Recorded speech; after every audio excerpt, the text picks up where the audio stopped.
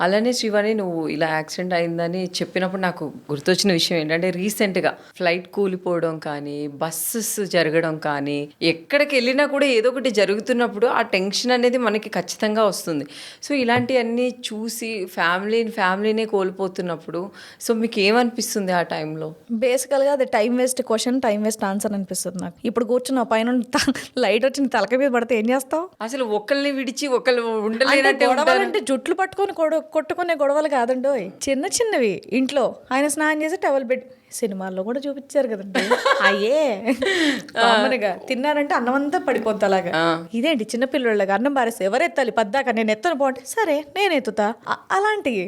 అంటే పెద్ద గొడవలు అలాంటి డిస్టర్బెన్స్లు జుట్లు పట్టుకొని పీక్కోవడాలు కొట్టుకునేట అంత టైం లేదు. గొడవలు పడడానికి టైం లేదు. అంత టైం ఉండదు. అంటే పడుతున్న వాళ్ళు అందరూ ఖాళీగా ఉంటున్నారని అర్థం. చిచి అదే ఇది ఓన్లీ నా పర్సనల్ లైఫ్ గురించి, నా గురించి, మా ఆయన గురించి, మా పాప గురించి చెప్తున్నానండి. ఎవరి గురించి ఉద్దేశించింది కాదు. తర్వాత నన్ను ఎవరు అనొద్దు. మీ హస్బెండ్ నీకు ఇచ్చిన బెస్ట్ గిఫ్ట్ ఏముంది నీ లైఫ్ లో? ఆయన నాకు హస్బెండ్గా రావటం.